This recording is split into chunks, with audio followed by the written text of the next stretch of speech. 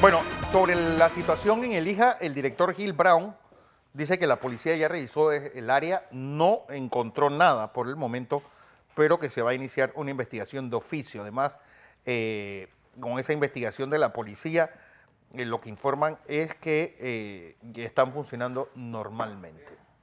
Don José. Fernando, le voy a dejar dos pensamientos a nuestra audiencia. Ayer estaba leyendo un poco de poesía Opa. y me encontré en mis manos con el poeta sevillano Antonio Machado, Machado. uno de los grandes de la generación del 98. Y para que tenga una idea, por eso él murió en el 39 y Lorca moriría unos Fusilado años antes. En el 30. Mire las clases de poetas 36. y dramaturgos que teníamos nosotros en esa época. Digo nosotros porque ellos son del universo. Entonces Machado decía, en el amor, lo sensato es la locura. Opa. ¿Qué le parece? O sea, pues se los traduzco. Si a usted no lo han amado con locura, usted no sabe lo que es el amor. Y no, si no ha hecho una locura por amor, no sabe lo que es vivir. ¿Qué le gusta el pensamiento? Bien. ¿Por qué le traigo eso? Porque nuestra filósofa de aquí, Silk, me dijo a mí que en la belleza lo menos es lo más, refiriéndose al atuendo que nuestra presentadora tiene. Un vestido sencillo, azul oscuro, con unos complementos de adorno, de accesorios sencillos. Y entonces yo me le quedo mirando y le digo, ¿cómo? Lo menos más en la belleza, lo menos es más casi en todo. Usted use su imaginación. Así le presentamos a nosotros a nuestra presentadora. Nosotros por menos. Por menos nos volvemos locos nosotros. Sí. Bien. Oye, antes de empezar, quiero agradecerle a la señora Digna Donado, ex gerente general de la Zona Libre, por este libro, El Yo Acuso, de Margarita Stolbizer, ella, pues, escritora argentina, que trata sobre todo lo que fue la década de los Kirchner. ¿Cuánto le costó a Argentina? Y por ahí vuelven. Y por ahí vuelven. Así que apenas termino, se lo paso.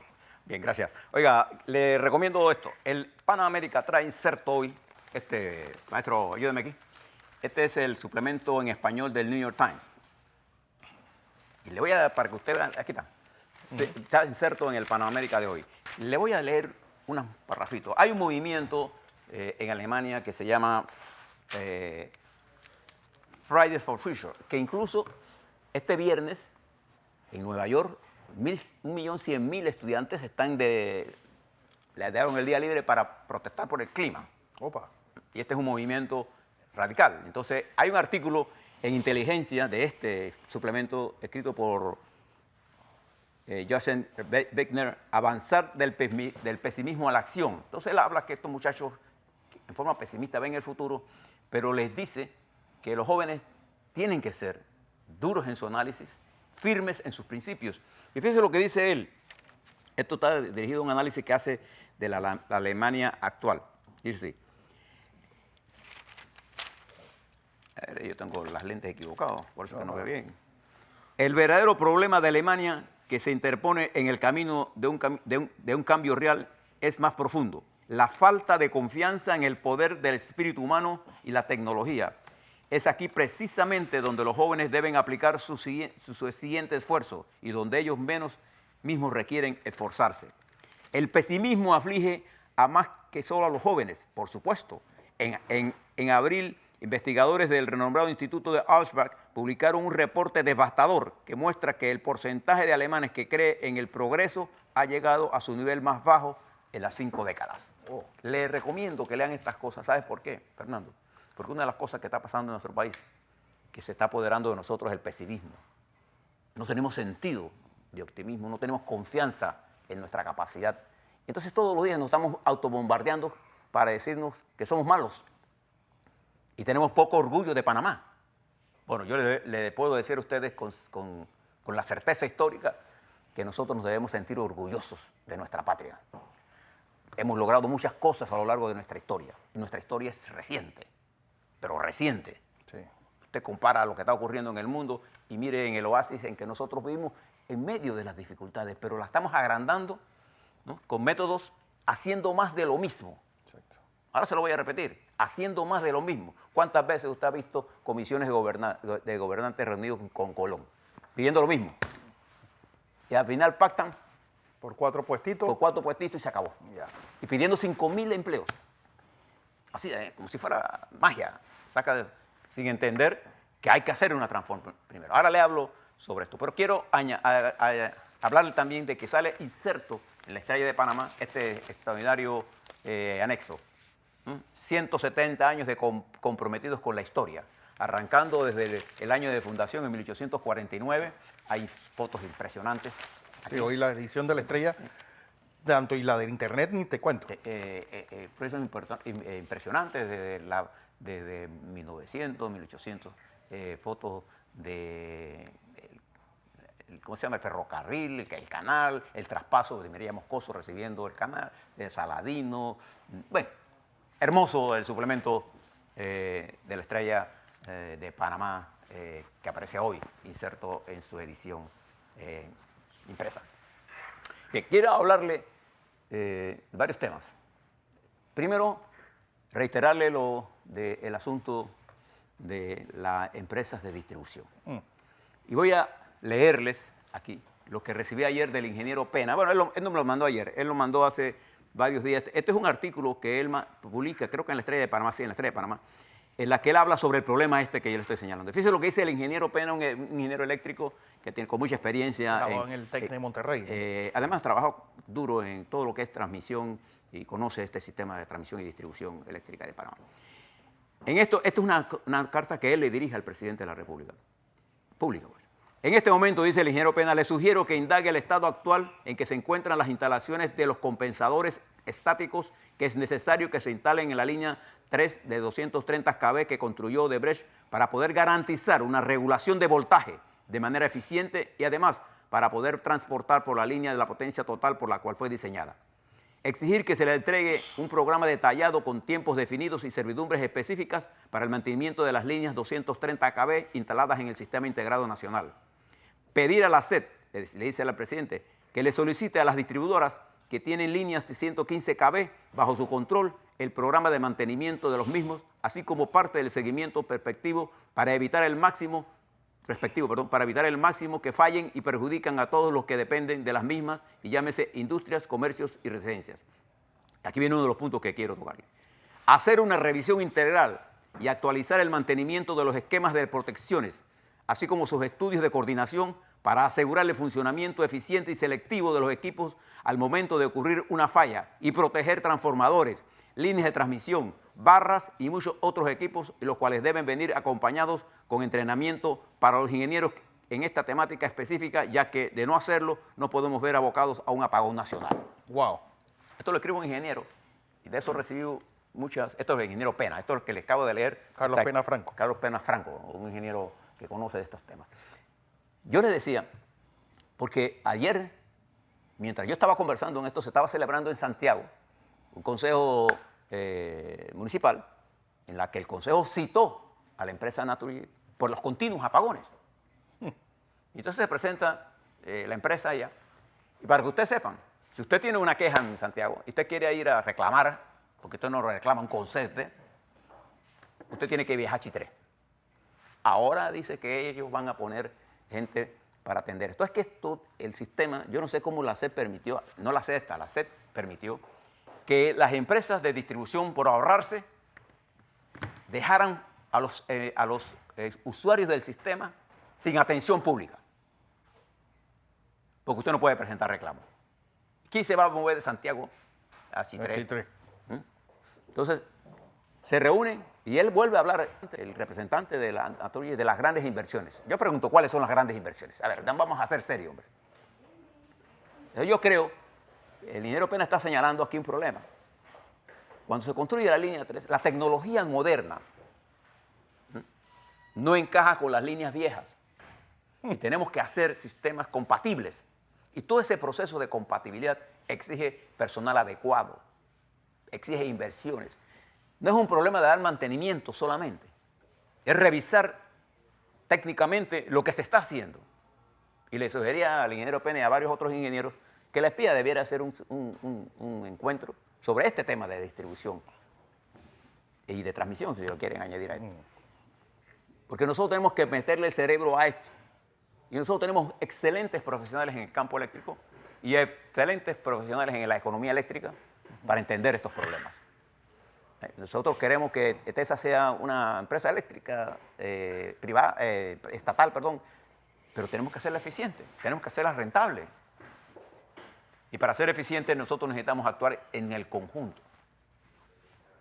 Y no me siento satisfecho por lo que pasó en Santiago. No, creo que fue una buena iniciativa, pero esto no es una responsabilidad del Consejo Municipal. La autoridad regulatoria es la autoridad de los servicios públicos. Y creo que está en el camino de tomar las medidas necesarias. Creo que Armando Fuentes hará lo que haya que hacer para poner orden en esto. Pero una de las cosas que hay que hacer es la revisión técnica. Nosotros necesitamos hacer una auditoría técnica. ¿Y cuáles son las cosas técnicas que debemos hacer? No se va a resolver el problema diciendo que voy a invertir más, porque no están invirtiendo nada. Sí. Lo que están haciendo es decir cosas que van a hacer a partir del 20. ¿Y qué pasó con todo lo que debían haber hecho? Hasta ahora. ¿Por qué no se ha revisado el sistema de protección? Bien. Esto es un problema que lo seguiremos ahondando, porque este es un sistema que requiere atención. Igual que ayer se ratificó al director del IDAN, el ingeniero Guillermo Antonio Torres y la ingeniera Amalia González Pinzón. Ambos excelentes profesionales, con credenciales para dirigir esta empresa. Pero primero, la primera cosa que hay que entender en el IDAN es que si tú quieres que sea una empresa estatal, entonces tú tienes que tener la capacidad financiera para poder hacer lo que tenga que hacer. No se trata de ser, ¿cómo se llama?, de tener espuelas o montar caballos, de amasar caballos. Se trata de tener primero... Digo que iba a domar. No se trata de domar nada, se trata de entender. Para poder resolver un problema, decía el modesto científico mundial Albert Einstein, lo primero que hay que hacer es entender el problema. Uno de los principales problemas que tiene el IDAN es que tiene un sistema judicial, igual que lo tiene ETESA, arcaico. Totalmente. Para comprar cualquier cosa en ETESA cuesta más de $200,000. Cualquier cosa. En el IDAN igual. Entonces hay que dar una serie de pasos que son asfixiantes. Entonces eso conspira contra la empresa. Y hay que tomar medidas para hacerla ágil. Una, dos. Tenemos que legislar para darle adecuada, pero también tenemos que tener un plan prospectivo de qué vamos a invertir y un plan financiero de cuánto tenemos que cobrar. Porque no solamente se trata de invertir, sino de recuperar capital para mantener e invertir. Esas son las empresas exitosas. Ahí está el canal. En el IRRE las tarifas se diseñaban no solamente para darle mantenimiento y operación al sistema, sino para tener un capital de inversión. ¿Qué significa? Poder mantener el servicio en la medida que va creciendo y en la calidad que exigida en la competencia internacional. Entonces, a estos dos jóvenes profesionales del IDAN, les recomiendo que vean el problema. Al IDAN le falta una estructura de personal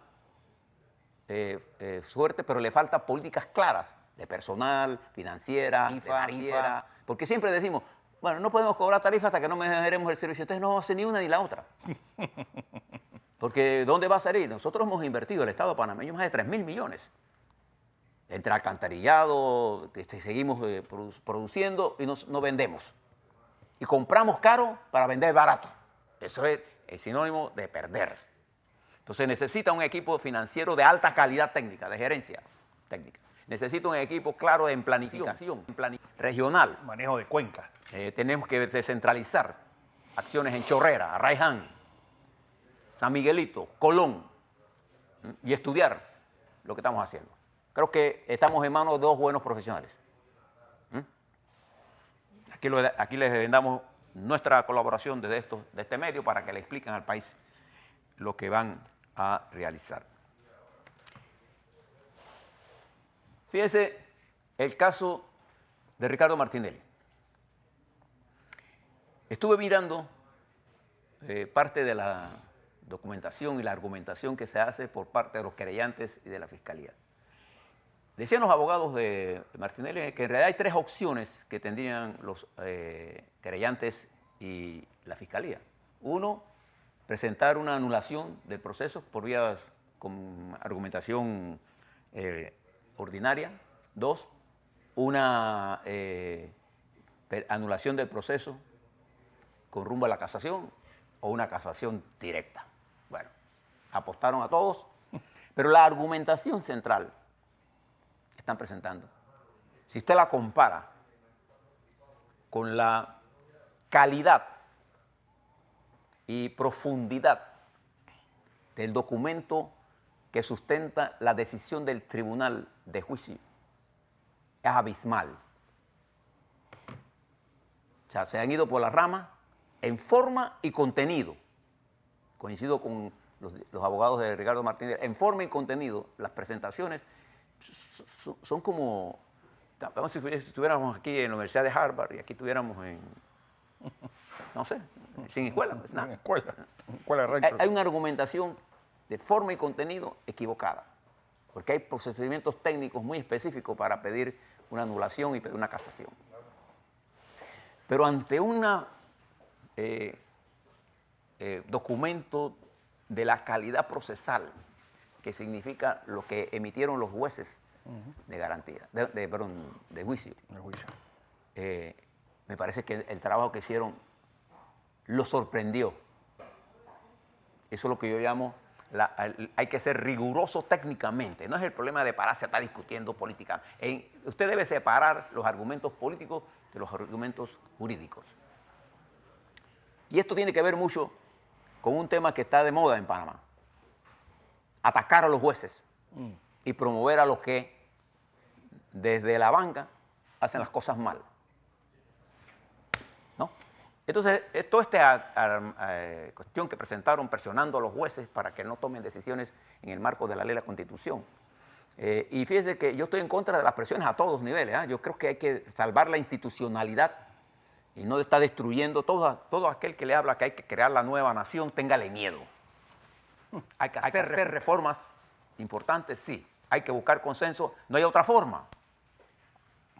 Las reformas las transformaciones para que sean duraderas tienen que ser objeto de consensos políticos.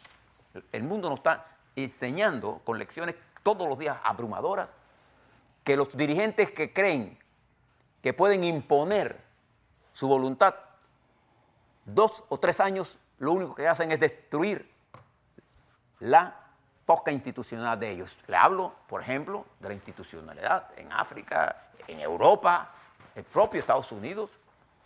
Mire cómo está Inglaterra, en donde un primer ministro, hace tiempo cuando usted veía, Fernando, que un primer ministro tenía que ir a la Corte Suprema de Justicia para determinar si lo que estaba haciendo era constitucional o no. Esto ni en la guerra. No. En la guerra había una crisis en el Parlamento. ¿Vean? No. Pedir cerrar el Parlamento, que eso todavía es más peligroso. Claro, y en la guerra hubo se tomó, se pensó una decisión. Porque Inglaterra es una democracia parlamentaria. Lo se discute en el Parlamento. Entonces, ¿por qué yo le planteo esto? Porque esto de el ataque a los jueces o esta presentación, este proceso, seguido de Ricardo Martinelli, es el que debemos darle seguimiento porque él nos lleva a nosotros a entender con claridad qué son las cosas que tenemos que hacer para mejorar el sistema y cuáles son las que no debemos hacer. Ahí está plasmado. Yo espero que la Corte Suprema de Justicia, al hacer estas admisiones o no hacer las admisiones, yo no veo cómo la Corte pueda admitir una cosa tan débil como esta. Pero vamos a ver, yo creo que la Corte tiene en sus manos rescatar la institucionalidad. Si no lo hace, está llevando al país a una situación complicada. Y ahora se las voy a explicar por qué. Y he visto muchas discusiones ahí sobre el ingeniero Jo. Le voy a decir qué fue lo que pasó. No voy a entrar al fondo del tema, sino al caso del ingeniero Jo. El ingeniero Jo era un ingeniero de mucha experiencia del MOP. Fue acusado, él llegó a un acuerdo de delación premiada, después de negociar con los fiscales, llegan a un acuerdo que es sometido a un juez de garantías y acuerdo que es homologado. El ingeniero Jo es condenado a 108 meses de prisión, pero por haber cooperado, de acuerdo a la legislación, se reduce su sentencia en 1/3, queda en 72 meses, pero estuvo 2 años preso. 24 meses se le restan a los 72, quedan 48, y de esos 48 meses se le conmutan por multa a un valor de $10.000 en el total de la multa y queda libre inmediatamente, se firmó la homologación. Ese es el caso. Y bueno, y al salir, ¿tiene derecho el ingeniero a trabajar? Claro que tiene derecho.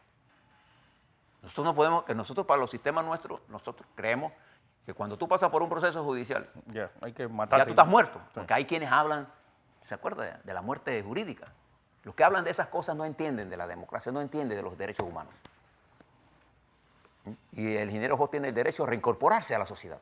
Eso es lo que yo planteo, no porque yo quiera que se incorpore, porque es su derecho y es mi deber proteger su derecho y el suyo, el de todos. Si usted tiene un hijo, yo tengo un hijo que comete un error y él paga por ese error, cuando él regresa tiene el derecho a reinsertarse en la sociedad. Así funcionan las sociedades. De lo contrario lo ahorcamos y se acabó. Bien. Aquí se nos ha planteado un problema, Fernando, que es el camino que nosotros debemos de tomar en esta coyuntura difícil. Y fíjese que estamos cayendo en una especie de nihilismo político, en una especie de autoliquidación política. Una novela de los hermanos Karamazov. Sí. Sí. Una especie de liquidación entre nosotros, desangrándonos. Si no, le voy a poner un ejemplo. Este caso de la directora de Inmigración, yo lo voy a hablar con descarno. Una diputada de su propio partido ¿Va a estar hoy acá? hace unas fuertes acusaciones y tiene el derecho a hacerlas. Pero la forma en cómo lo hacen, entonces cae en una especie con un discurso virulento, la vamos a apoyar y la vamos a llevar presa, no arrastrada, pero presa. En el elector, en el panameño, esto da como una guerra sin cuartel. Y pone al presidente contra la espada y la pared. Y toma el presidente una decisión que no le queda más ninguna otra. Frente a ese enfrentamiento, si él cede, pierde el gobierno, pierde la autoridad. Porque de todas maneras, los problemas legales no se resuelven gritando, se resuelven en el marco de la ley. Toco ese tema. Y hay una campaña contra el órgano legislativo de destrucción, de destruir al órgano legislativo. Y hay diputados jóvenes con posiciones muy parecidas a la izquierda española, desconociendo la realidad, plantean cosas por plantearlas, desconociendo cosas. La ley como quedó la APP, por ejemplo, una expresión de las contradicciones que se dan cuando no hay la serenidad para legislar. Esa ley de la APP, que es importante, tiene contradicciones, artículos que se contradicen entre sí. Por un lado dicen que se van a aceptar los acuerdos que se firmen en el Ministerio Público, etcétera, y por otro lado dicen que hay que tener las multas al día. ¿Qué se entiende por la totalidad de multas al día? ¿Qué se entiende? Entonces, cuando yo voy a invertir en un área, yo le tengo que dar un consejo al que va a invertir aquí si es o no riesgoso. Entonces, esta dicotomía que se está produciendo entre el Ejecutivo y el Legislativo está creando tensión innecesaria. Porque el gobierno de Cortizo tiene mayoría parlamentaria, en teoría. Pero la mayoría parlamentaria no se acopla a las necesidades urgentes de poner orden para entrar en el camino del desarrollo económico, el crecimiento, y poder estimular la economía para generar empleo. Estamos haciendo exactamente lo contrario. Y estamos perdiendo tiempo. Porque estos meses, los recursos con que dispone el Estado para enfrentar las inmensas necesidades de todos ustedes y todos nosotros, están limitados por las irresponsabilidades del último quinquenio. Están limitadas. Entonces, ¿qué tenemos que hacer? Tenemos que actuar con un sentido de Panamá, de país, y mirar las cosas en su profundidad. Nosotros necesitamos en el sector eléctrico, por ejemplo, llegar a los acuerdos que necesitamos llegar, resolver el problema. En el sector de agua necesitamos llegar a los acuerdos que para eso necesitamos a todas las fuerzas políticas. Esa energía que veo en diputados necesitamos ponerla al servicio del Estado. Y deponer los enfrentamientos personales, por cualquiera sea la razón. Estamos lejos de los procesos electorales. Y la velocidad con que los acontecimientos se producen, lo que hoy le parece a usted verdad, mañana deja de ser verdad, porque las cosas cambian a tal nivel de velocidad que lo inmediato se convierte en lo perspectivo. Nadie le puede decir a usted con ningún nivel de certeza qué va a pasar dentro de 2 años, Fernando. Nadie. Ni aquí en Panamá ni en el mundo. Nada más le cuento, este fin de semana alguien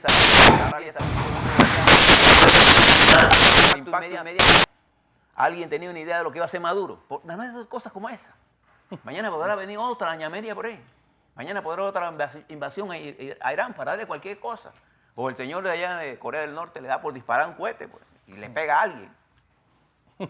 A ese nivel de inestabilidad estamos. Entonces nosotros aquí, que tenemos oportunidades, un gobierno que tiene una sólida base legislativa, no hay un entendimiento político. Y entonces estamos desgastando al Ejecutivo con protestas, con cosas, sin entender la gravedad de lo que estamos haciendo. Y también el Ejecutivo debe buscar los encuentros necesarios para empujar.